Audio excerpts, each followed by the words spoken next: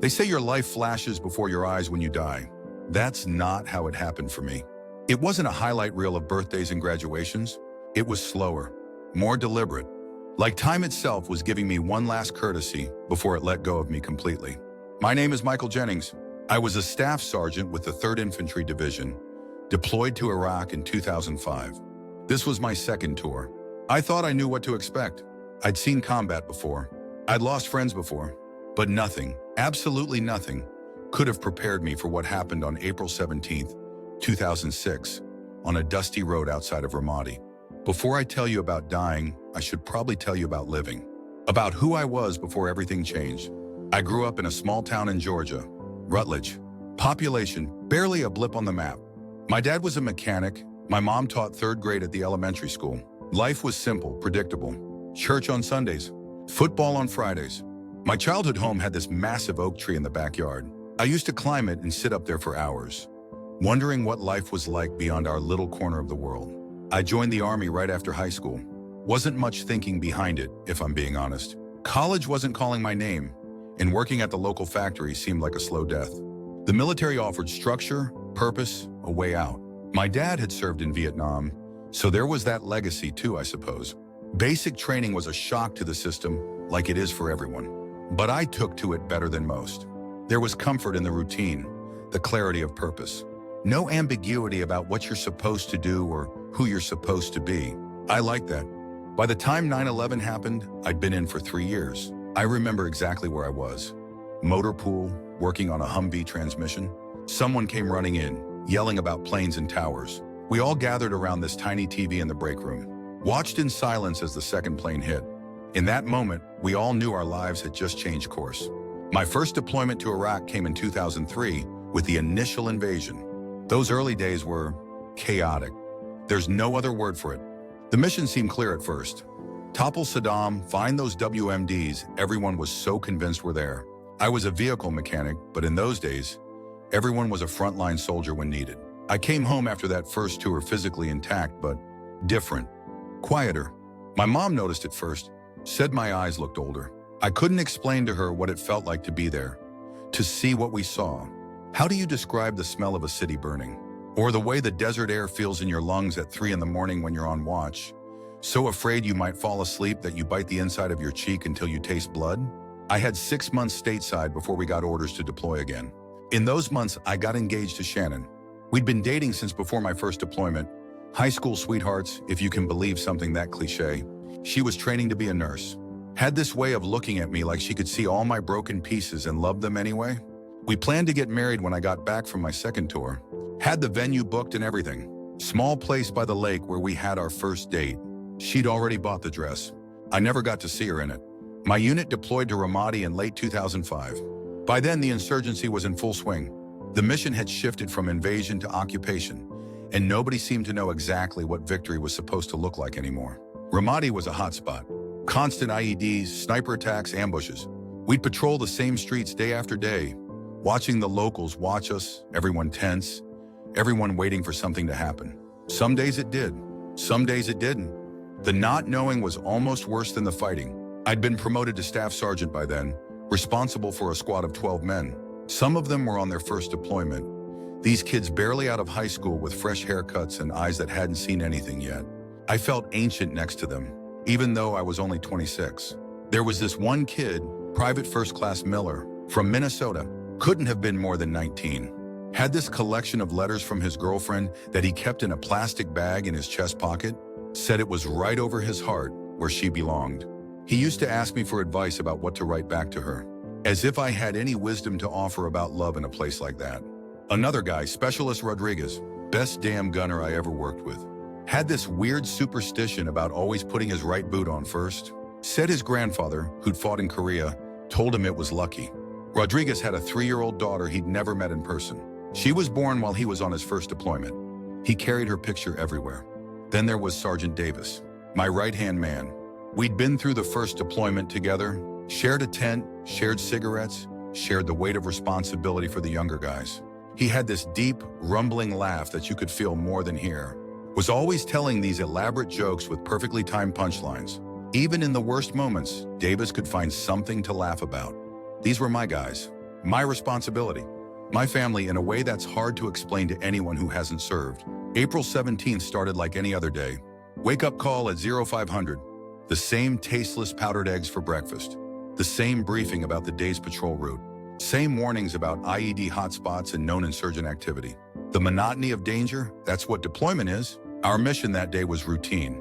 Convoy to a small village about 20 miles outside the city, meet with local leaders, show presence. Basic hearts and minds stuff. Though by that point in the war, both hearts and minds seemed in short supply on all sides. I remember checking my gear that morning with the same methodical precision I always did. Plate carrier secure, magazines full, radio check, weapon cleaned and functioning. You develop these rituals, these small certainties in the midst of all that uncertainty. I also remember writing to Shannon. Just a quick note. Told her I'd been dreaming about our honeymoon. We were planning 2 weeks in Hawaii. Neither of us had ever seen the ocean that wasn't the Gulf of Mexico. I wrote about how I couldn't wait to see her in a bikini on the beach, drinking those fancy cocktails with the little umbrellas in them. Normal things, future things. I sealed the letter but never got the chance to mail it. Our convoy consisted of 4 Humvees. I was in the second vehicle riding shotgun. Miller was driving. Rodriguez was in the back with the radio. Davis was in the lead vehicle. It was hot that day, even by Iraq standards. The kind of heat that makes the air shimmer above the road. We'd been on the move for about an hour, mostly in silence. The roads were clear, suspiciously so in retrospect. No civilian traffic. No shepherds with their flocks. Just empty desert and that long, straight road stretching out ahead of us. I remember Miller was humming something under his breath. Some pop song that had been big before we deployed. I remember thinking it was annoying but not saying anything about it. Funny, the details that stick with you. We were about 5 miles from the village when Rodriguez spotted something on the right side of the road. A small pile of rubble that hadn't been there during yesterday's patrol. He called it in over the radio and the lead Humvee slowed. Standard procedure for a suspected IED was to stop, establish a perimeter, and call in EOD, explosive ordnance disposal. But we never got the chance. The first shot came from a ridge to our left. Sniper fire. I heard the distinctive crack, then saw the lead Humvee's driver slump forward. Everything after that happened both in slow motion and all at once. More shots. A lot more. Not just sniper fire now, but the rattling bursts of machine guns.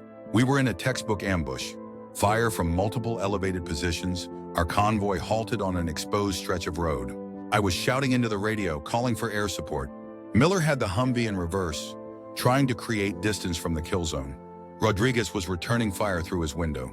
That's when the RPG hit the lead vehicle.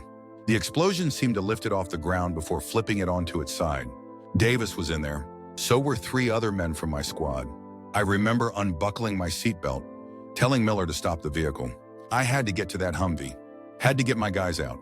Stay in the fucking vehicle, Sergeant. Rodriguez was yelling, but I was already opening my door. I made it about 3 steps. Was almost to the cover of a shallow drainage ditch when I felt the impact. Not pain, not at first. Just an enormous pressure in my chest, like being hit with a sledgehammer. I looked down and saw the dark stain spreading across my vest. I don't remember falling, just being suddenly on my back, staring up at that empty blue sky. The sounds of the firefight seemed to fade, like someone was turning down the volume. I could see Miller's face above me, his mouth moving, but I couldn't hear what he was saying. I was trying to tell him about Davis, about the guys in the lead vehicle, trying to tell him to get them out. But I couldn't seem to make my mouth work right. There was a metallic taste filling my throat, making it hard to breathe. I remember thinking, very clearly, this is what dying feels like. It wasn't frightening, strangely enough. There was pain by then, radiating from my chest through my whole body, but it felt distant somehow, like it was happening to someone else. I felt cold, which made no sense in that desert heat. My thoughts were of Shannon, of her opening the door to find 2 solemn-faced officers on her doorstep, of her in that wedding dress I'd never see, of the life we'd planned, evaporating like water on hot concrete. And then everything went dark. Not just dark, absolute absence of light. A darkness so complete it felt physical, pressing against me from all sides. I couldn't feel my body anymore, couldn't hear anything, couldn't sense any passage of time. I don't know how long I was in that darkness. It could have been seconds or centuries, but then gradually I became aware of something different, a sound. Faint at first, then growing louder. It wasn't a sound from the physical world, not gunfire or voices or the thump of helicopter rotors. It was I struggle to describe it even now. Like a vibration that was somehow also a melody. It seemed to come from everywhere and nowhere. And then far off in the darkness, I saw it. The light. People talk about seeing the light when they have these experiences, and it's become almost a cliche. But there's nothing cliche about actually seeing it, because it's not just light. It's alive somehow, conscious, aware of you as you're aware of it. It started as a pinprick in the vast darkness, like a single star in an empty universe. But it grew, or maybe I moved toward it. It's hard to understand movement when you can't feel your body. The light didn't hurt to look at, even as it grew brighter than anything I'd ever seen. It was warm, but not like the Iraqi sun that burned your skin. This warmth seemed to move through me, into places I didn't know could feel cold until they were suddenly warm again. And I realized I wasn't afraid anymore. The terror of the ambush, the pain of my wounds, the grief for the life I was losing, all of it was gone. In its place was something I can only call peace, but that word doesn't begin to cover it. It was like every moment of contentment I'd ever felt, multiplied by 1,000. As I got closer to the light, or as it got closer to me, I began to see that it wasn't uniform. It had, I want to say textures, but that's not right either. Patterns, currents, like it was made of flowing, living energy rather than the static light we know from the physical world. And I had the overwhelming sense that I was returning somewhere, not going somewhere new. Like coming home after a very long journey to a place you'd forgotten, but instantly recognize. Then I heard my name. Not with my ears. I didn't have ears anymore, as far as I could tell. But I heard it all the same, resonating through whatever I had become in that place. Michael. The voice was neither male nor female, young nor old. It was simply perfect. The way a voice would sound if it could contain all wisdom, all compassion. I tried to respond, but I had no mouth, no lungs. Yet somehow I knew the voice heard me anyway. Knew my thoughts, my confusion, my wonder. It's not your time, the voice said, though again, these weren't exactly words. More like meanings being placed directly into my awareness. I felt a rush of, not disappointment exactly, but reluctance. Because being there, in that light, I didn't want to go back. Even with Shannon waiting, even with all I'd left undone. The peace was too complete, the love too overwhelming. That's what the light felt like ultimately. Pure love. Not romantic love or familial love, but the essence of all love, distilled into this radiant presence. You have a purpose, the voice told me. You must return. And suddenly I was aware of figures within the light. Human shapes, but made of the same luminous energy as everything else in that realm. I couldn't make out faces exactly, but I knew them. Somehow I knew them. There was my grandfather, who died when I was 12. The one who taught me to fish, to change a tire, to look someone in the eye when I shook their hand. There was a buddy from basic training who'd been killed in Afghanistan in 2002. Jones always had an extra pair of socks when someone needed them, and others I recognized but had never met in life. Ancestors, perhaps, or maybe just kindred spirits. They seemed to welcome me, but also to agree with the voice. Not your time. Not yet. One figure moved closer. Though it had no definable features, I knew immediately it was Davis. Davis, who had been in that lead Humvee. Davis with his rumbling laugh and his endless jokes. He didn't speak, not the way the voice had, but I understood him all the same. He was at peace. He was okay. And he wanted me to tell his wife and children that he would be waiting for them, but they shouldn't hurry to join him. I felt myself beginning to pull away from the light, like I was caught in some invisible current flowing in the opposite direction. The peace remained, but now there was something else mixed with it. A purpose, a mission. The voice spoke one last time before the light began to recede. Remember this, it said. Remember the light. And then the darkness rushed back in. This time, though, it was different. Less absolute. Shadows and shapes began to emerge. Sounds returned. Beeping machines, urgent voices, the distinctive whoomp, whoomp, whoomp of helicopter blades. Pain came flooding back too, sharper than before. I tried to move and couldn't. Tried to speak and felt something down my throat. I caught fragments of conversation, medical terminology, blood pressure readings, someone saying, "We're losing him again." I felt hands on my chest pressing rhythmically. CPR. I was back in my body, but just barely. The helicopter jolted and the pain intensified. I wanted to scream but couldn't make a sound. I wanted to go back to the light, to that perfect peace, but I remembered the mission, the purpose. I had to stay. I don't know if I was fighting for my life or if something else was fighting for it on my behalf. But eventually the hands on my chest stopped. The urgent voices turned relieved. "He's back," someone said. "We've got a rhythm." My next clear memory is waking up in a field hospital. The pain was duller now, managed by whatever was dripping into my arm from an IV bag. I couldn't move much, could barely keep my eyes open, but I was alive. A doctor leaned over me, checking my pupils with a pen light. "Staff Sergeant Jennings," he said. "Can you hear me?" I tried to nod, but wasn't sure if I managed it. "You're at the Combat Support Hospital in Baghdad," he continued. "You took a round to the chest, collapsed your right lung, and nicked your pulmonary artery. You've had surgery and we've stabilized you, but you're not out of the woods yet." I wanted to ask about my squad, about Davis and the others in the lead Humvee, about Miller and Rodriguez, but the tube down my throat made speech impossible. The doctor seemed to understand. "Your convoy took heavy casualties," he said, his voice gentler now. "We're still getting information. Just focus on staying with us, all right?" I must have drifted off again, because the next time I opened my eyes, it was dark. The hospital tent was quieter, just the soft beeping of machines and the occasional murmur of the night staff. And that's when I saw him, Davis, standing at the foot of my bed. Not the luminous figure from the light, but Davis as I'd known him in life. In his combat fatigues, with that half smile he always wore. Except, there was something not quite solid about him. I could see the outline of the equipment behind him, as if he were made of smoke or thin glass. I blinked, thinking it must be the drugs, the pain medication playing tricks on my mind. But he was still there when I opened my eyes. He didn't speak, just looked at me with an expression of profound affection and nodded once, as if confirming something. Then he raised his hand in a casual salute, turned and walked away, straight through the canvas wall of the tent.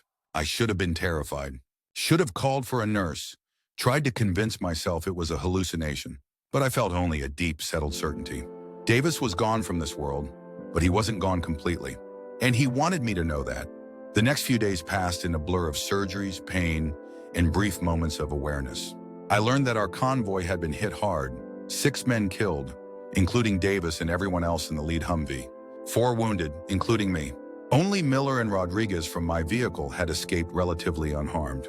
The doctors told me I died twice, once on the ground at the ambush site and again in the helicopter. They'd had to resuscitate me both times. By all medical reasoning, I shouldn't have survived. The blood loss alone should have been fatal. Never mind the trauma to my lung and heart. "Someone up there must like you, Sergeant," one of the nurses said as she changed my bandages. If she only knew. They airlifted me to Germany a week later, once I was stable enough for the journey. I still couldn't talk much. The ventilator had damaged my vocal cords, but I could write. I asked for paper and a pen and tried to get down what I'd experienced, what I'd seen in the light. The words felt inadequate, clumsy. How do you describe colors to someone who's been blind from birth? How do you explain music to the deaf? That's what trying to describe the light is like. But I wrote anyway, filled pages with my shaky handwriting. Not just about the light, but about Davis appearing by my bed. About the message he wanted conveyed to his family. The hospital psychologist read what I'd written. He nodded sympathetically and explained about hypoxia, lack of oxygen to the brain, about how it can cause vivid hallucinations, about how trauma and near-death experiences often trigger visions colored by our cultural and religious expectations. I let him talk. What was the point in arguing? I knew what I'd experienced wasn't a hallucination or my oxygen-starved brain playing tricks on me. It was more real than anything I'd ever known in my life, including the conversation I was having with him at that moment. From Germany, they sent me to Walter Reed in Washington. More surgeries, physical therapy, psychological evaluations. The works. I was healing physically, faster than the doctors expected. But something else was happening too. I began to notice things, small things at first, like how I could sometimes tell what someone was going to say before they said it, or how I'd think of a person, and moments later, they'd call or come visit. Coincidences maybe, but they kept happening. And the dreams. Every night, the same dream. I was back in the light, but just at its threshold. Not fully immersed in it like before. And there were figures there, telling me things I needed to remember when I woke up. Sometimes they were people I knew who had passed. My grandfather, Davis. Other soldiers I'd served with who hadn't made it home. Sometimes they were strangers, yet somehow familiar. And always they had messages, not just for me, but for others. The first one that really shook me came about 3 weeks into my stay at Walter Reed. I dreamed of a young Marine I'd never met. He showed me a small wooden box with a carved eagle on the lid. Inside was a silver pocket watch. He told me his name, Lance Corporal Kevin Mercer, and asked me to tell his brother that the watch was hidden in the attic of their grandmother's house, behind a loose board near the chimney. He'd put it there before deploying and had never told anyone.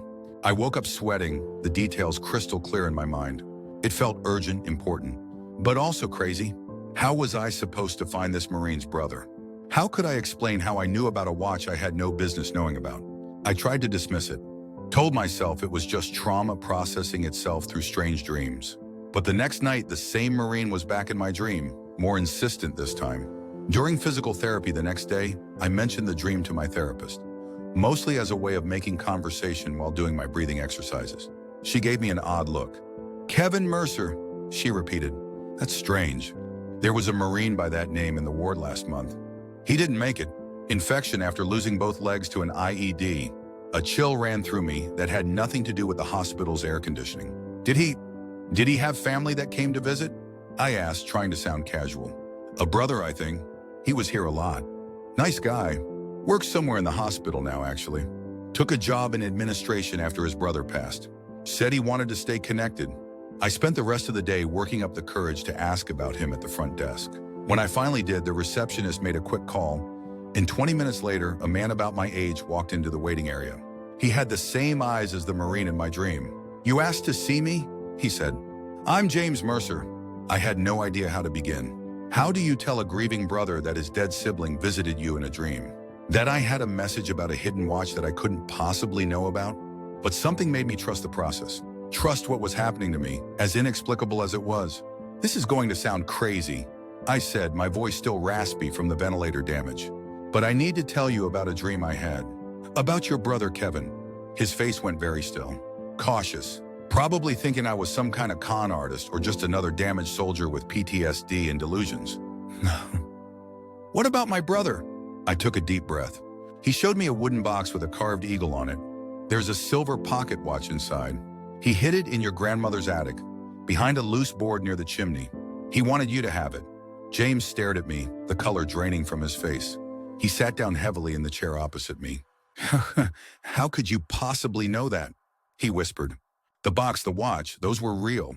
Our grandfather's watch. Kevin always said he'd inherit it someday." He looked at me with a mixture of fear and desperate hope. "We've been looking for it since he died. He never told anyone where he put it for safekeeping before he deployed." I told him everything then. About the RPG, about dying, about the light, about how since coming back, I'd been having these dreams, receiving these messages. I expected disbelief, scorn, maybe even anger. Instead, James Mercer started to cry. "The night after Kevin died," he said, wiping his eyes, "I had this dream. He was trying to tell me something, but I couldn't hear him. I've been having the same dream for weeks, but I never understand what he's trying to say." He looked at me with something like wonder.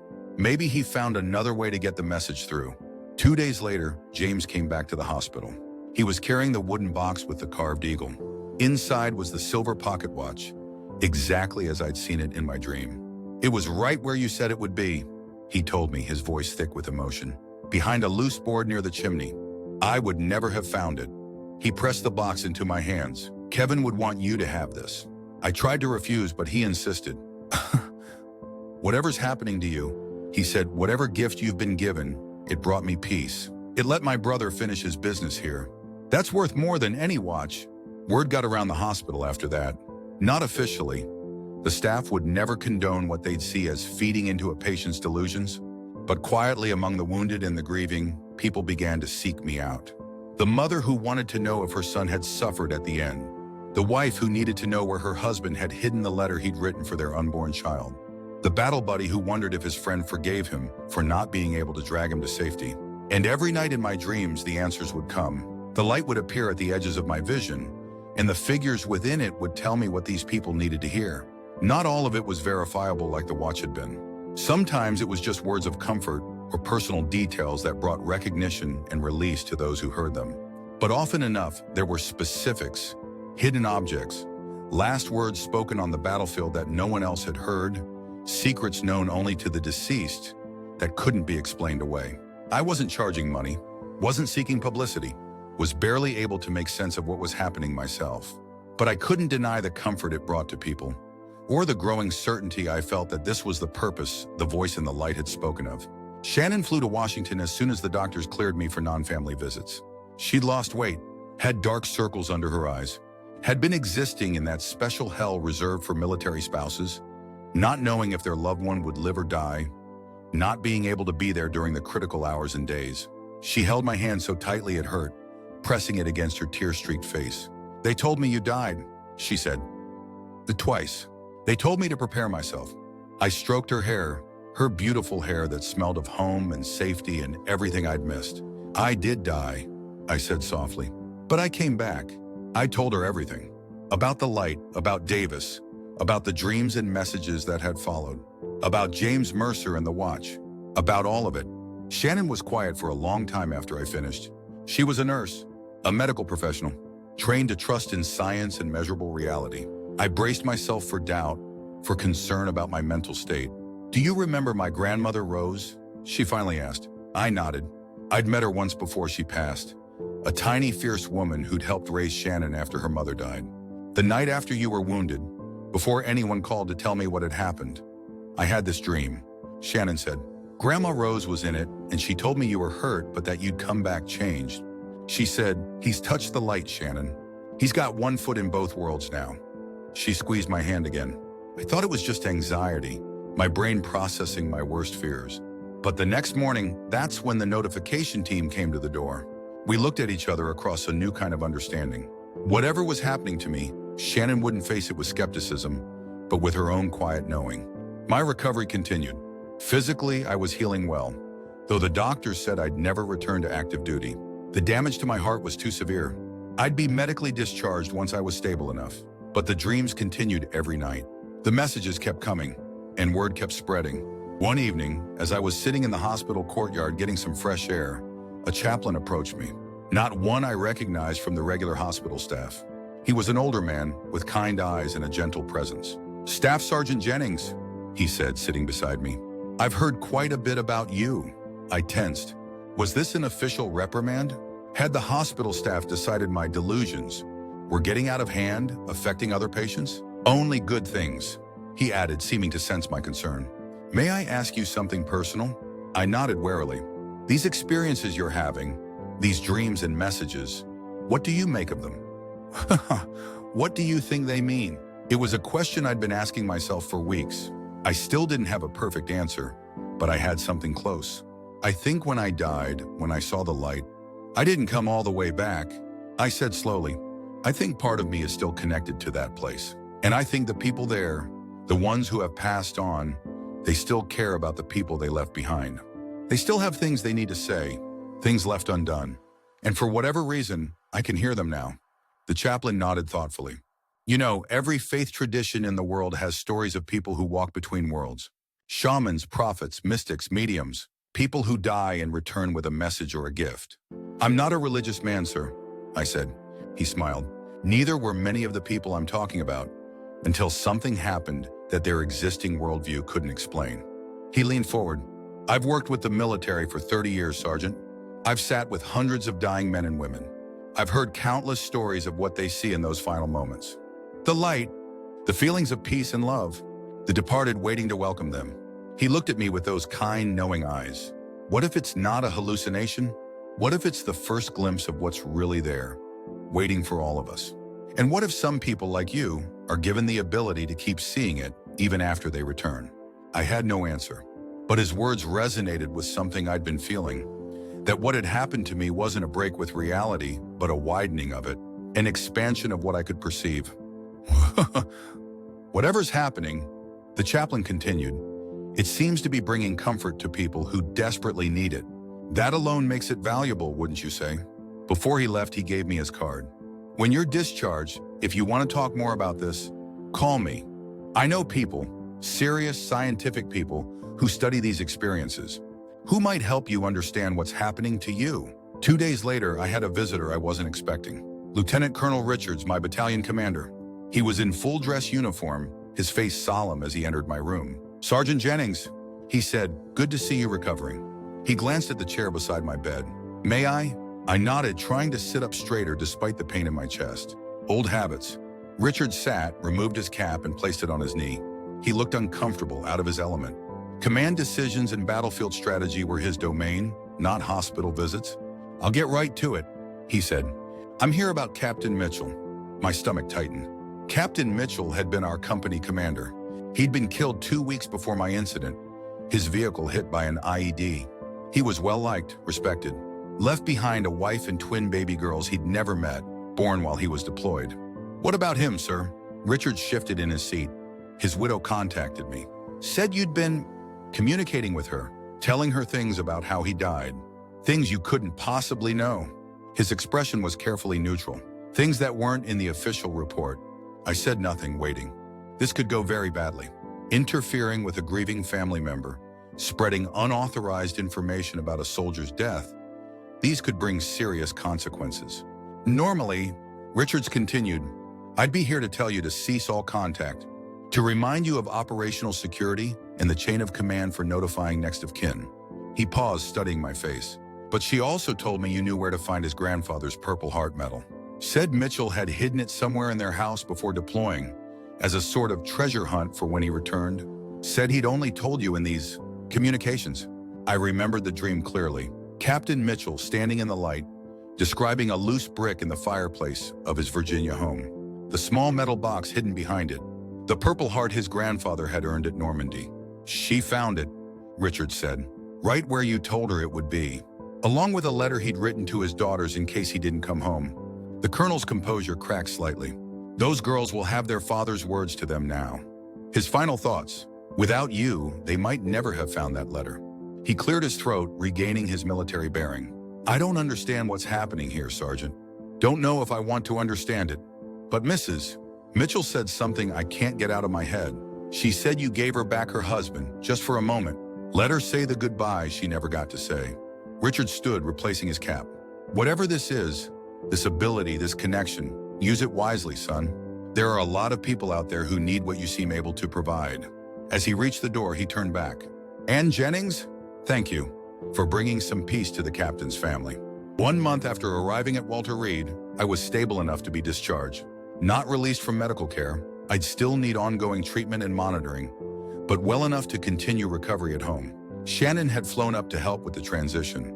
We were going back to Georgia, to that small town I'd been so eager to leave when I enlisted. It didn't seem so confining anymore. More like a safe harbor after a violent storm. The night before my discharge, I had a different kind of dream. The light was there, as always, but brighter somehow. More insistent. And the voice, that perfect voice I'd heard when I died, spoke to me again. "You understand now," it said, "why you were sent back." In the dream, I nodded. I did understand. The messages, the connections between the living and the dead, the comfort I could bring to those left behind. This was my purpose now. "There is one more thing you must know," the voice continued. "This gift is not without cost. To walk between worlds is to belong fully to neither.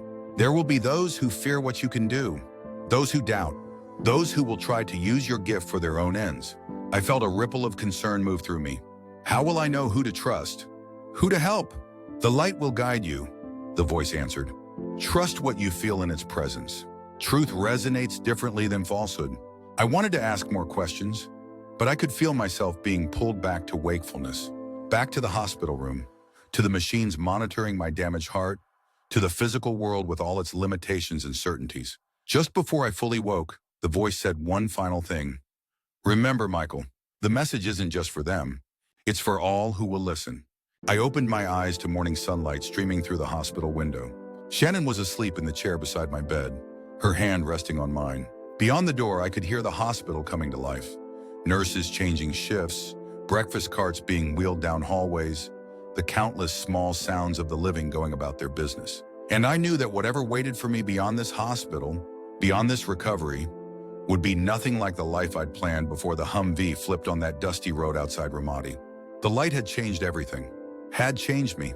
The message I was meant to deliver wasn't just the private communications between the dead and those they left behind. It was bigger than that, more universal, that the light is real, that love continues, that what waits for us is more beautiful than anything we can imagine, that death is not an ending, but a transition. I reached over and gently squeezed Shannon's hand, waking her. She blinked up at me, her face softening with a smile. "Hey, soldier," she said. "Ready to go home?" I nodded, thinking of home. Not just the small Georgia town with its oak trees and quiet streets, but the greater home that waits for all of us. The home I'd glimpsed when my heart stopped beating on that desert road. Yeah, I said, I'm ready. But this story isn't over. Not by a long shot. Because what happened after I left Walter Reed, after I began to fully understand the nature of the gift I'd been given and the responsibility that came with it, that's when things really got interesting. That's when I started to realize that the light I saw when I died wasn't just showing me what happens after life. It was showing me what life is actually for. Coming home from war is never easy, even in the best of circumstances. Coming home from war after dying, seeing the light, and returning with the ability to communicate with the dead? Well, there's no manual for that. Shannon drove us from the airport to her parents' house, where we'd be staying until I was fully recovered. The Georgia countryside rolled past the window. Red clay soil, pine forests, small towns with their church steeples reaching toward the sky. It all looked exactly the same as when I'd left, yet completely different. Or maybe I was the one who was different, seeing it all through new eyes. You're quiet, Shannon said, glancing over at me. Just taking it in, I replied. Been a while since I've seen home. She reached over and squeezed my hand. Everyone's excited to see you. My mom's been cooking for 3 days straight. I smiled, but my mind was elsewhere. Since being discharged from Walter Reed, the dreams had become more intense, more frequent. Not just at night anymore, but during the day too. Brief flashes of the light, glimpses of faces, whispered messages. I hadn't told Shannon how much it was increasing. Didn't want to worry her more than she already was. Her parents' house was just as I remembered. White clapboard with blue shutters, wraparound porch with 2 rocking chairs, massive oak tree in the front yard. As we pulled into the driveway, I saw the yellow ribbon tied around that oak, waiting for my return. Some things about small-town America never change. The next few days were a blur of visits from family, friends, neighbors. Everyone wanted to see the hometown hero who'd nearly died serving his country. They brought casseroles, cakes, prayers, and well wishes. I smiled and thanked them. Downplayed my injuries, assured them I was on the mend. I didn't mention the light, or Davis appearing by my hospital bed, or the constant parade of the dead who now visited me in dreams and waking visions. Some truths are too strange for casual conversation, but word travels fast in small towns, especially when that word involves the supernatural. It started with Ellie Jenkins, Shannon's mother's best friend. Her son Tyler had been killed in Afghanistan in 2004. She came by with a peach cobbler one afternoon, stayed for coffee, and somehow found herself alone with me on the porch, while Shannon helped her mother with the dishes. Michael, she said, her voice hesitant, I've heard things about what happened to you over there, about what you can do now. I looked at her weathered face, her eyes still carrying the grief of her loss, and knew instantly why she was really there. You want to know about Tyler? I said gently. Tears welled in her eyes as she nodded. Is it true? Can you talk to him? I hadn't actively tried to connect with anyone specific yet. The messages had all come to me unbidden. But looking at Mrs. Jenkins, I knew I had to try. I don't know, I said honestly, but I can try to listen for him. That night, I focused on Tyler Jenkins before falling asleep. Pictured his face from the few times I'd met him before he enlisted. Asked silently for him to find me in that space between worlds. The dream came quickly. The familiar light appeared, warm and welcoming as always. And there he was, Tyler, looking younger and more at peace than the serious young man I'd barely known in life. Tell my mom I'm with Dad, he said without preamble. Tell her I found him right away. Tell her he was waiting for me and he's still wearing that ridiculous fishing hat she gave him for their anniversary. Tyler's father had died of a heart attack when Tyler was 16. I'd never known him, had no idea about any fishing hat. Tell her I see her planting the roses, Tyler continued, the yellow ones by my stone. Tell her I love them, but she doesn't need to go to the cemetery so often. I'm not there. I'm here. He gestured to the light surrounding him. And I'm okay. Better than okay. I woke up with tears on my face and the message crystal clear in my mind. The next day, I called Mrs. Jenkins and asked her to come by alone. When I told her about the fishing hat, a neon orange monstrosity she'd given her husband as a joke gift on their 20th anniversary, which he'd worn proudly ever after, she broke down sobbing. And the yellow roses? I asked gently. I planted them at his grave last month. She whispered. Yellow was his favorite color. I go every Sunday to tend them. Something shifted in me that day. Until then, the messages had felt like something happening to me. Something I was experiencing passively. but actively seeking out Tyler, deliberately trying to make a connection for Mrs. Jenkins. That was different. That was using the gift intentionally, and it worked. After Mrs. Jenkins, others started coming. At first, just a trickle. Friends of friends, people connected to Shannon's family who'd lost someone, a mother whose daughter had died of leukemia, a man whose brother had been killed in a car accident, a fellow veteran who'd lost his battle buddy to suicide after returning home. I'd listen to their stories, look at pictures if they had them, and then try to connect during my dreams or meditation. Sometimes it worked, sometimes it didn't. I never promised results, only that I would try. And when messages did come through, they were often surprising, specific, and healing in ways I couldn't have anticipated. The woman who'd lost her daughter? The little girl wanted her to know she was watching over her new baby brother, a child conceived months after her death, whose existence I had no way of knowing about. The man with the brother killed in the accident, his brother wanted him to know that he didn't suffer, was unconscious on impact, and that he should finally sell the motorcycle he'd been keeping in his garage, unable to ride but unable to part with. These specific details, these validations became a pattern. And with each successful connection, each message delivered, I felt myself getting stronger. The light becoming more accessible, the boundary between worlds more permeable. But it wasn't all healing and closure. As my gift became more known in our community, as word spread beyond our small town, the complications began. The first real problem came about 3 months after my return, with the arrival of a sleek black car in front of Shannon's parents' house. A man in an expensive suit stepped out, introduced himself as Dr. Lawrence Preston from the Institute for Consciousness Studies. He'd heard about my remarkable experiences and wanted to discuss them further. Shannon was wary. "He seems like someone who wants to turn you into a lab rat," she said after showing him to the porch where I was sitting. She wasn't entirely wrong. Dr. Preston was polite but clinical as he explained his institute's work, researching near-death experiences, consciousness, and what he called apparent post-mortem communications. He wanted me to come to their facility in Virginia for a series of controlled experiments and observations. "We would compensate you, of course," he added, mentioning a figure that made my eyebrows raise. Money hadn't been a concern yet. My medical retirement from the Army provided a decent income, but it wasn't something I could dismiss either. "What exactly would these experiments involve?" I asked. "Nothing invasive," he assured me. "EEG monitoring during your dream states. Controlled sessions where you attempt to contact the deceased loved ones of volunteers. Double-blind protocols to verify the information you receive. You want to prove whether I'm really talking to the dead or just making things up," I said bluntly. He smiled thinly. "We want to understand the mechanism behind your experiences, whether they represent actual communication with discarnate entities or something equally fascinating but more internally generated."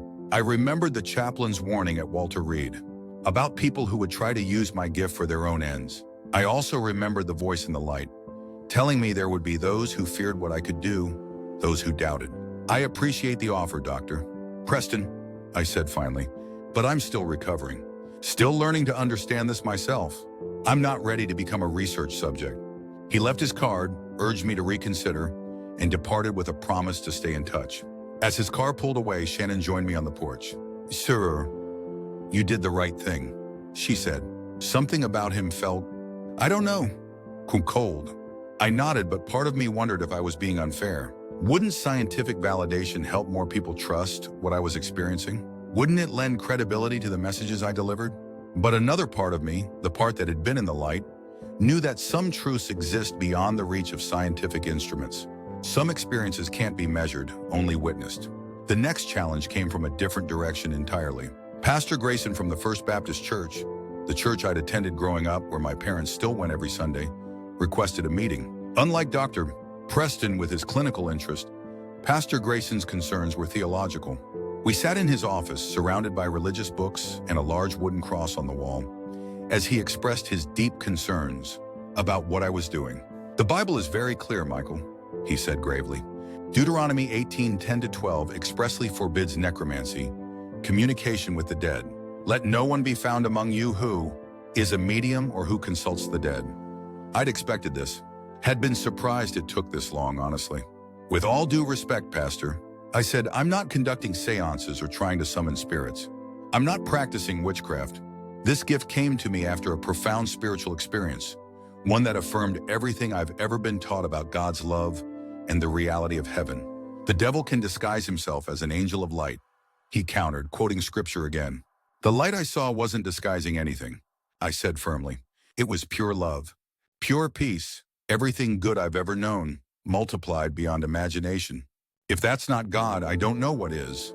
We went back and forth for nearly 2 hours, him concerned for my soul, me trying to explain that what I was experiencing was bringing healing and comfort to grieving people. Surely something aligned with Christ's mission of compassion.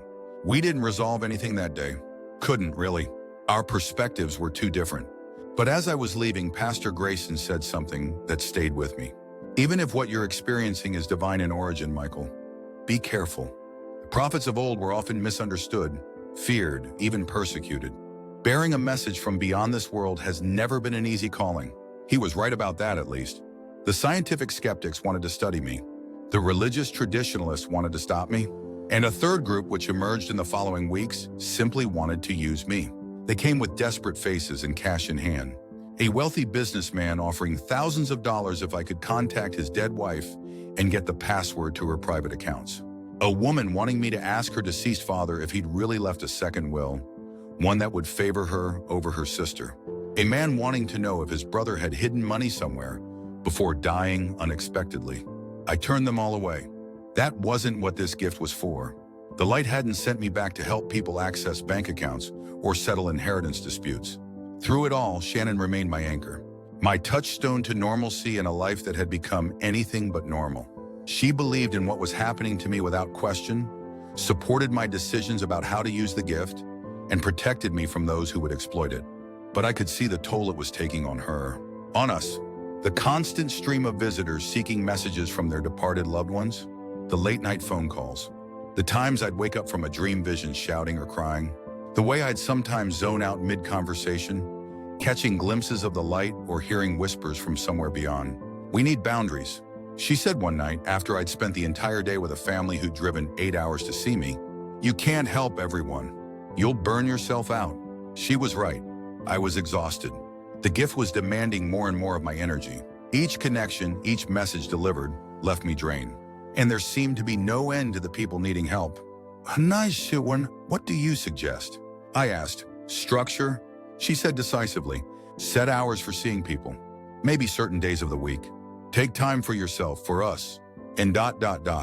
She hesitated. And what? And maybe we should think about moving. Gabrielle, getting our own place. Somewhere with a little more privacy. She was right about that too. Her parents had been incredibly supportive, but their home had essentially become a way station for the grieving. They deserved their space back. So we found a small house for rent on the outskirts of town.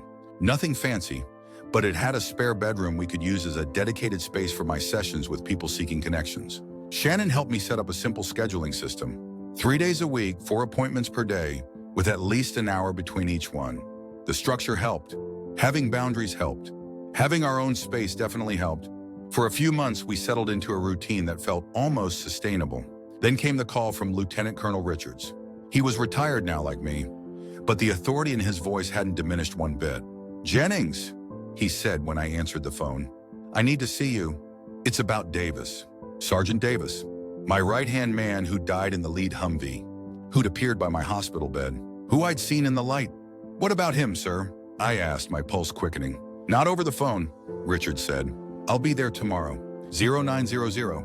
He arrived precisely on time, still military in his bearing despite the civilian clothes. Shannon showed him to our living room, then excused herself to give us privacy. I've been keeping tabs on you, Richard said without preamble. Hearing things about what you've been doing since you got back. I waited, unsure where this was going. Davis's widow, Marissa, he continued. She's not doing well. Kids are struggling too. She's heard about your abilities, wants to connect with you, but she's afraid. Afraid of what? Afraid of hope, he said simply. Afraid of believing you could really help her communicate with Davis and then being disappointed. Afraid of reopening wounds that have barely started to heal. I nodded. I'd seen that fear before in others who came to me. The desperate wanting to believe, coupled with the terror of false hope. What are you asking me to do, sir? I'm asking you to reach out to her, Richard said. Not wait for her to come to you. She needs this, Jennings. Those kids need it. Davis was the best damn NCO I ever worked with. His family deserves whatever peace you can give them. I thought about Davis, about seeing him in the light, about his presence at my hospital bed. I'd never actively tried to connect with him again after those initial encounters. It felt different with him, more personal, more complicated. I'll try, I said finally. Where are they living now? Fort Benning, Richards replied. She stayed there after we brought him home. Military community was her support system. 3 days later, I was driving to Fort Benning. Shannon had offered to come with me, but this felt like something I needed to do alone. A mission of sorts. The military housing area looked like every other on every base I'd ever visited. Neat rows of identical homes with small, carefully maintained yards. Children's bicycles and toys scattered here and there. American flags. Yellow ribbons. Marissa Davis was waiting for me on her porch. She was a small woman with dark hair pulled back in a ponytail, eyes that had seen too much grief for someone so young. 2 children peeked out from behind her, a boy about 8 and a girl maybe 5 or 6. Staff Sergeant Jennings, she said formally, extending her hand. Thank you for coming. Michael, please, I said, shaking her hand. And thank you for being willing to see me. She nodded, then turned to the children. This is David Jr., she said, indicating the boy. And this is Sophia. David Jr. looked so much like his father it made my chest ache. Same serious eyes, same set to his jaw. Your dad talked about you all the time. I told him, showed your pictures to everyone. Was so proud of you both. The boy's eyes widened slightly, but he said nothing. We went inside to a living room filled with family photos and military mementos. A folded flag in a triangular display case. Davis's medals and ribbons framed on the wall. His boots positioned carefully beneath a table like they were waiting for him to come home and put them on. The children were sent to play in their rooms after being promised they could come back later. Marissa made coffee and we sat at her kitchen table. The awkwardness between us palpable. Colonel Richards says you can talk to them, she said finally. To the ones who've passed. It's not exactly talking, I explained. More like receiving messages. Sometimes in dreams, sometimes in meditation. I can't guarantee anything, but I can try to listen for Davis. She looked down at her coffee cup. He's already visited me, you know, in dreams. But it's never clear, never certain. I wake up wondering if it was really him or just my mind playing tricks. That's common, I said gently. Many people experience dream visits after losing someone, but they're often left wondering what was real and what wasn't. And you can tell the difference? There was no skepticism in her voice, only desperate hope. I believe I can, yes. The messages I receive come with validations, specific details that I couldn't know otherwise. She took a deep breath. Like what? What kind of details? I told her about some of the messages I'd delivered. The watch hidden in the attic, the purple heart behind the loose brick, the private jokes and memories that had meaning only to the recipients. What do you need from me? She asked when I'd finished. To help you connect with him? Just some time to focus. And maybe an object of his? Something personal that he valued? She nodded and left the room, returning moments later with a worn leather wallet. He carried this through 3 deployments, she said, placing it in my hands. It came back with his things. I held the wallet, feeling its worn contours, the impression of Davis's body heat long since faded from the leather. I closed my eyes, trying to center myself, to open that channel to the light that had become more accessible with practice. For a long moment, nothing happened. Just the normal darkness behind closed eyelids. Then gradually I became aware of a familiar warmth. A glimmer of that radiant energy I'd come to know so well. And Davis was there. Not physically, not visibly. Marissa wouldn't have seen anything if she looked at me. But present in some other sense I couldn't fully explain. Present in a way that was becoming familiar to me. I kept my eyes closed, listening with something other than my ears. The connection wasn't as strong as it sometimes was in deep meditation or dreams, but it was there, unmistakable. He's here, I said softly. He's showing me something. A carnival? A fair? There are rides, and he's carrying Sophia on his shoulders. She's wearing a pink dress with strawberries on it. I heard Marissa's sharp intake of breath. The state fair, she whispered. 3 weeks before his last deployment, Sophia had just turned 4. I'd forgotten about that dress. The images kept coming, flowing into my awareness. He's showing me a tree in your backyard. He built a tree house? No, he started to build one, but he deployed before it was finished. David Jr.'s tree house, Marissa confirmed, her voice thick with emotion. He promised he'd finish it when he came home. He wants you to know he's sorry he couldn't keep that promise. But I paused, listening carefully to ensure I got the message right. But he says his brother knows how to finish it. His brother Mark has the plans. Yes, she said, openly crying now. Mark helped him design it. They drew up plans together. For nearly an hour, the connection continued. Davis showing me memories, moments, private jokes and promises. Things a fellow soldier wouldn't know, couldn't know. With each validation, I could see Marissa's doubt fading, replaced by a tentative belief. He's showing me a ring, I said finally. Not a wedding ring, something with a green stone. Marissa's hand went to her throat, where a silver chain disappeared beneath her shirt. She pulled it out to reveal an emerald ring hanging from it. Our 10th anniversary, she said, 2 months before he died. He had it custom made because emerald is my birthstone. She unclasped the chain and held the ring in her palm, staring at it. I've never told anyone the details about this ring, never shown it to anyone outside the family. I nodded, understanding the significance of this final validation. Then I delivered the most important part of Davis's message. He wants you to know that he's okay, that he doesn't want you to put your life on hold because of what happened to him. That love doesn't end when life does. I opened my eyes to see Marissa clutching the ring to her chest, tears streaming down her face, but a small smile forming. Can the children hear these messages too? She asked. There's so much I want them to know about their father. So much I'm afraid they'll forget. They can, I said. But children often have an easier time with this than adults. You might be surprised how much they already sense about their dad's continued presence. She called them in then, and something remarkable happened. As soon as David Jr. entered the room, I felt the connection to Davis strengthen dramatically, like the boy was some kind of amplifier for the signal. Your dad's here, I told him gently. He wants you to know he watches your baseball games. Says you're getting really good at catching those fly balls. The boy's eyes widened. I just started playing center field last month, he said, looking to his mother for confirmation. Nobody but the coach and the team knows that. Little Sophia climbed onto her mother's lap. Is Daddy an angel now? She asked. Before I could answer, I felt a wave of love emanating from Davis's presence. So strong it brought tears to my eyes. He's something like that, I said. And he wants you to know he still tucks you in every night. Still watches over you. I know, she said with the simple certainty of a child. I see him sometimes when I'm almost asleep. Marissa gasped softly and I smiled. Children are often more aware of these things than adults, I explained. More open to sensing the presence of loved ones who've passed. We spent another hour together, the connection to Davis remaining strong and clear throughout. By the time I left, something had changed in Marissa's home. The heavy pall of grief was still there, but alongside it now was something else. Something lighter. Knowing that death had not ended their family's bond with Davis. As I was leaving, Marissa hugged me tightly. Thank you, she whispered, for bringing him back to us, even if just for a little while. He never really left, I said. And after today, I think you know that. The drive back home gave me time to reflect. The connection with Davis had been different from my other experiences. More immediate, more powerful. Whether that was because of our personal connection or because of my own growing abilities, I wasn't sure. What I did know was that something was evolving. The gift was deepening, becoming more controllable. Less like receiving random radio signals and more like knowing how to tune the dial precisely to the station I wanted. Shannon was waiting up when I got home, despite the late hour. How did it go? She asked as I sank tiredly onto the couch beside her. Good, I said. Better than good, actually.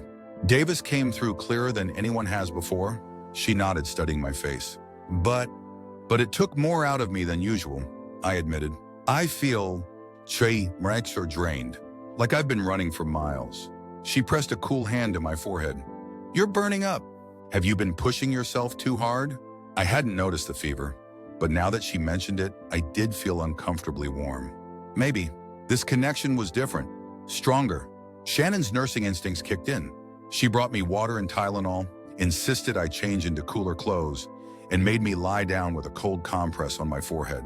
The chaplain at Walter Reed warned me. I murmured as she tended to me. Said walking between worlds comes with a cost. Then we need to make sure you're paying attention to those costs, she said firmly. No more sessions for a few days. You need to rest. The fever lasted 3 days. 3 days of drifting in and out of consciousness, of vivid dreams filled with the light and the figures within it. Not just Davis this time, but many others. Some I recognized, some I didn't.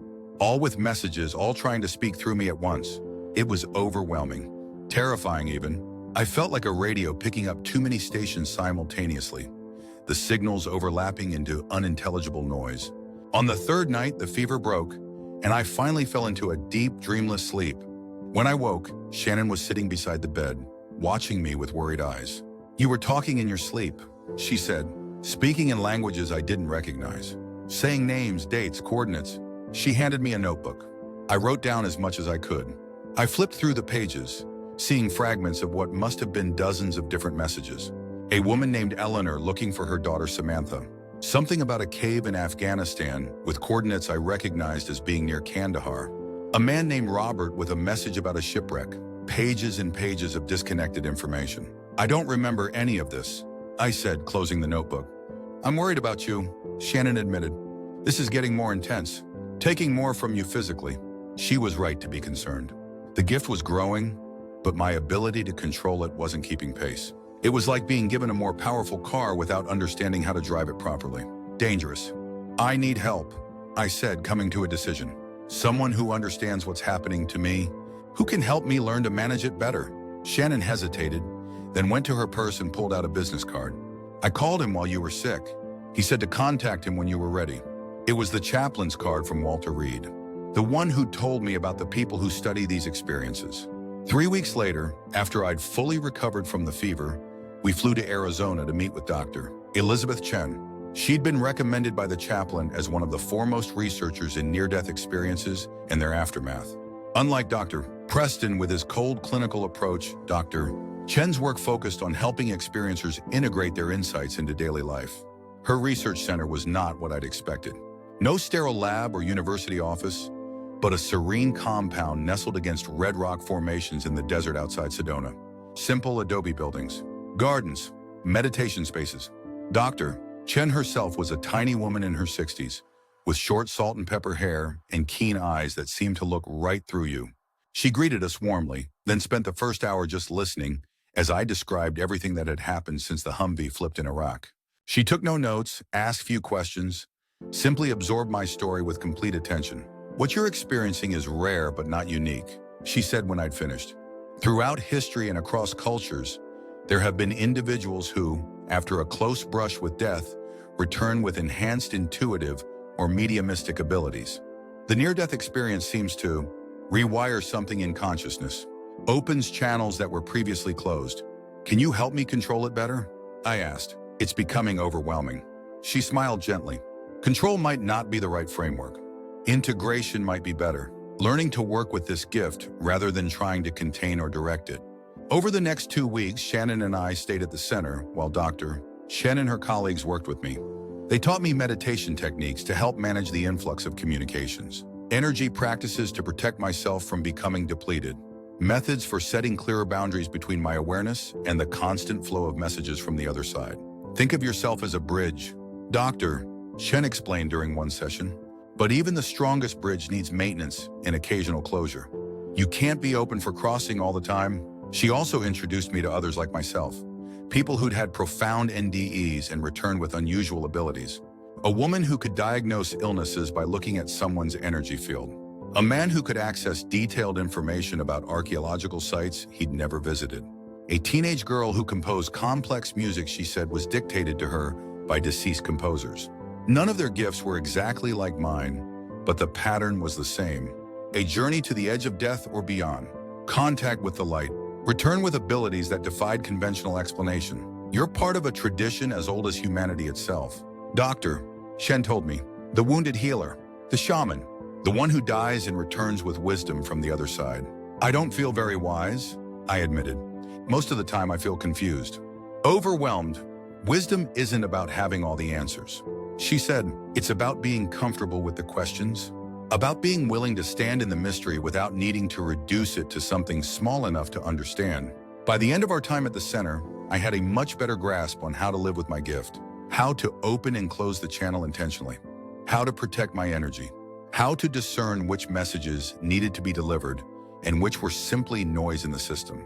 Just as importantly, I'd gained a framework for understanding what had happened to me, not just the medical explanation of my injuries and resuscitation, but the deeper significance of my journey to the light and back. On our last day, Dr. Chen took me for a walk among the red rocks as the sun was setting. The desert landscape was transformed by the golden light, the shadows long and dramatic against the ancient stone. "What will you do now?" she asked. "With this gift you've been given?" It was a question I'd been pondering throughout our stay. The answer had been forming gradually, becoming clearer with each passing day. "I think I need to share it more widely," I said. "Not just the individual messages for grieving families, though I'll continue that, but the larger message, about the light, about what waits for us." She nodded, unsurprised. "Many who return feel that calling, the need to testify to what they've witnessed. People are so afraid of death." I continued, "That fear shapes everything about how we live. If they could know what I know, what I've seen, maybe they could live differently. Love more freely, fear less." "It won't be easy," she cautioned.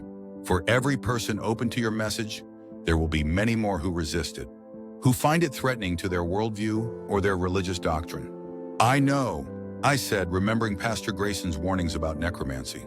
Dr. Preston's clinical skepticism. "But I have to try. That's why I was sent back."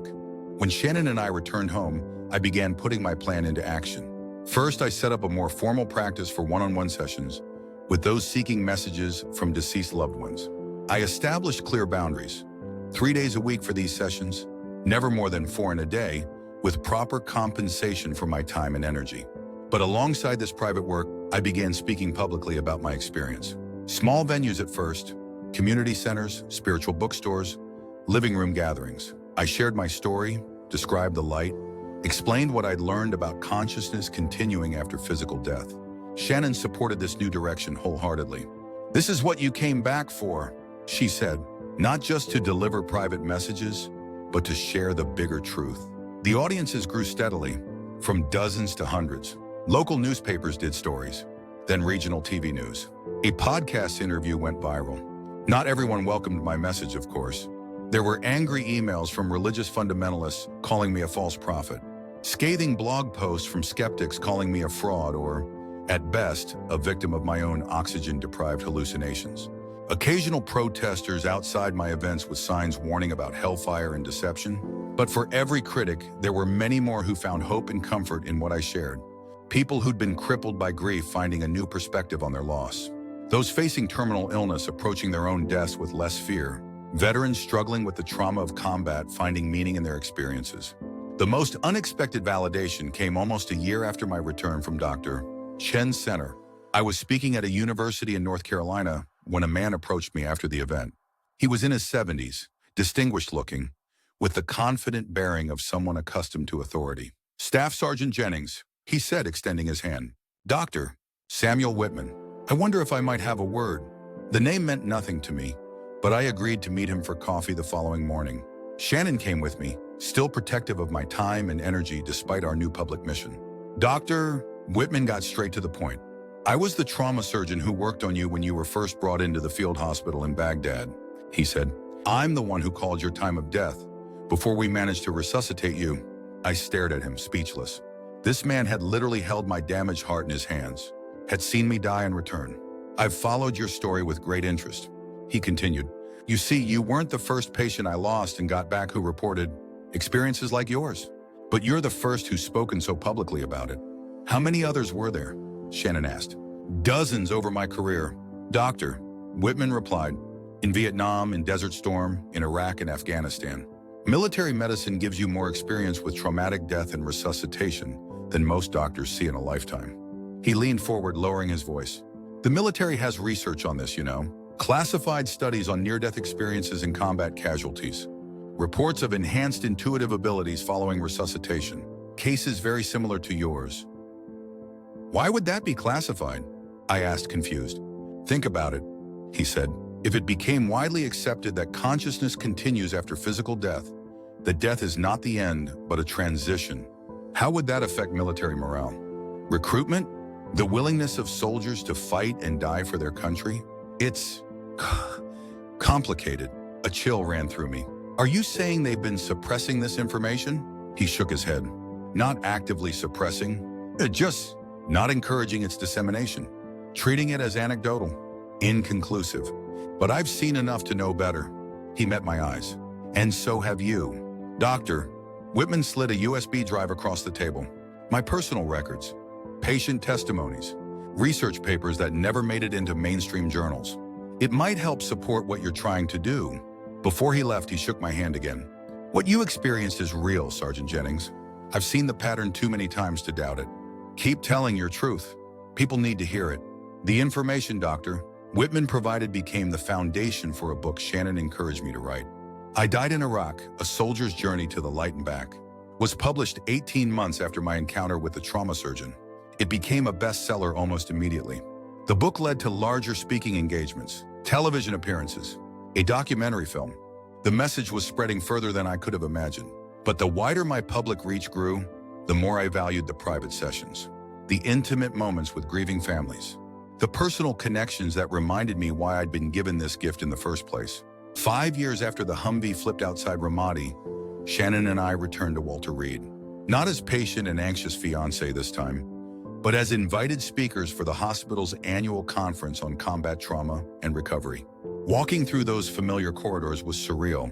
The memories were so vivid, of pain, of confusion, of first recognizing the extraordinary thing that had happened to me, of Davis standing by my bed, of the messages that began flowing through me even then. After my presentation, a young soldier approached me. His right leg was missing below the knee, and he moved carefully on a prosthetic. His name tag identified him as Private First Class Miller. "You were there," he said without preamble. "In Iraq. In our convoy. You were the staff sergeant in my Humvee." I stared at him, recognition dawning.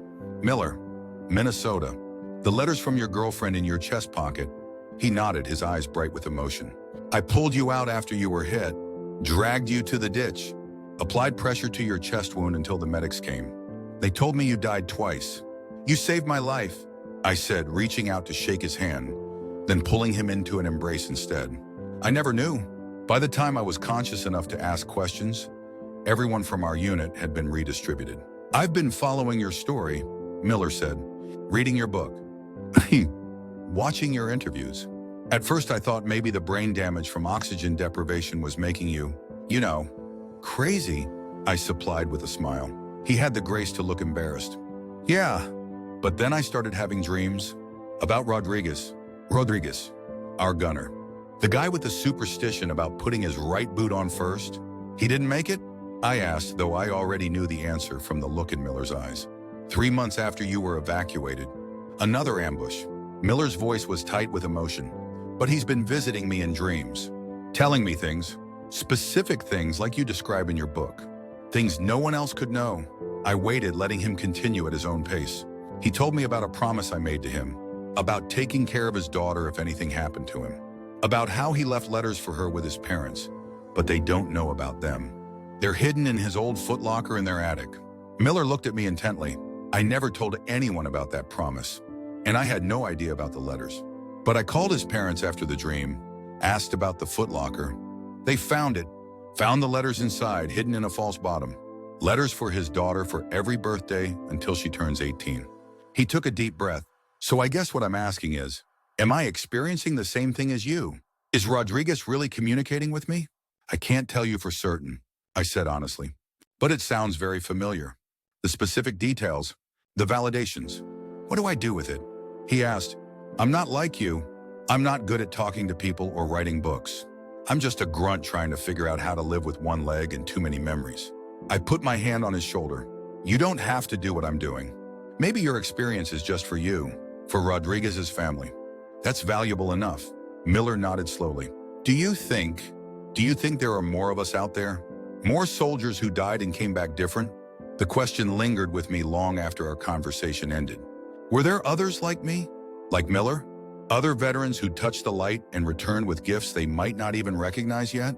Dr. Whitman's files had hinted at this, at a pattern of enhanced intuitive or psychic functioning in some combat survivors who had technically died and been resuscitated. But how many were there? And how many were suffering in isolation, afraid to speak of what they were experiencing? That question became the seed for the next phase of my work. With Shannon's help, I established the Coming Back Foundation, a nonprofit organization dedicated to supporting veterans who'd had near-death experiences in combat, who'd returned with gifts or insights they struggled to integrate into their lives. We created support groups, online forums, retreat programs, resources for families trying to understand what their loved ones were going through, And gradually they found us. Men and women from different branches, different wars, different backgrounds, united by the common thread of having died in service to their country and returned transformed. Some had experiences very similar to mine, the ability to communicate with the deceased, to deliver messages from beyond. Others had different gifts, heightened empathic abilities, precognitive dreams, spontaneous healing capacities, but all had encountered the light. All had been changed by it. 10 years after the Humvee flipped outside Ramadi, I stood on a stage in Washington, D.C., addressing an international conference on consciousness studies. In the audience were scientists, religious leaders, healthcare providers, military personnel, and ordinary people seeking understanding about life's greatest mystery. The message I was sent back with is simple. I told them, death is not the end. Consciousness continues. Love persists beyond the grave. This is not a matter of religious faith or scientific speculation. It is a reality I have experienced and continue to experience daily. I paused, looking out at the hundreds of faces turned toward me. Skeptical faces, hopeful faces, curious faces, grieving faces. I don't claim to understand all the mechanics of how this works. I don't have a scientific explanation for why I can receive these communications when others cannot. But after a decade of this work, after thousands of validated messages delivered, after helping countless families reconnect with their loved ones across the apparent barrier of death, I no longer have any doubt about what I'm experiencing. From my seat in the front row, Shannon smiled encouragingly. Beside her sat Davis's widow Marissa and her children, now teenagers. David Jr., so like his father, it almost hurt to look at him. Also in the audience were Miller, Dr. Chen, the chaplain from Walter Reed, and dozens of veterans who'd been helped by our foundation. The light I saw when I died in Iraq changed me forever. I continued. It showed me that what we call death is merely a transition to another state of being, that our loves, our bonds, our essential selves continue, that the connections that matter most to us remain intact. This knowledge has transformed how I live. It's eliminated my fear of death. It's made me more present, more compassionate, more aware of what truly matters. And sharing this message with others has been the greatest privilege of my life. As I finished speaking and the applause began, I felt a familiar warmth at the edges of my awareness, a subtle glow that only I could see. The light was there, as it always was now, just beyond the veil of ordinary perception, accessible whenever I chose to turn my attention toward it.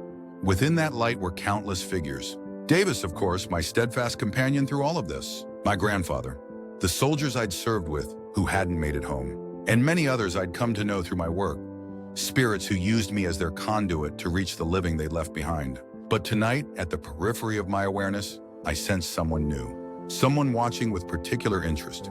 As I looked more intently into that liminal space between worlds, I recognized him, the man whose combat death had ultimately led to my own deployment, the man whose name had become synonymous with the war that had taken so many lives, including temporarily my own, the Iraqi insurgent leader whose elimination had been celebrated as a major victory. He nodded to me, soldier to soldier, with a look of profound understanding. In that moment, transcending the divisions of nationality, religion, and the conflict that had pitted us against each other in life, we recognized a shared truth, that beyond the battlefield, beyond the body, beyond all the reasons humans find to fear and fight one another, we are ultimately one consciousness experiencing itself in countless forms. The light doesn't discriminate. It welcomes all, friend and foe alike. That might be the most radical message of all. As I left the stage to rejoin Shannon and the others, I felt a deep certainty that my work was far from finished. The message I'd been sent back with was too important, too universal to be fully delivered in one lifetime. But I would keep trying, keep building bridges between worlds, keep reminding people of what awaits us all beyond the veil of ordinary perception, keep testifying to the reality of the light I saw when my Humvee flipped outside Ramadi, the light that changed me forever, the light that is our true home.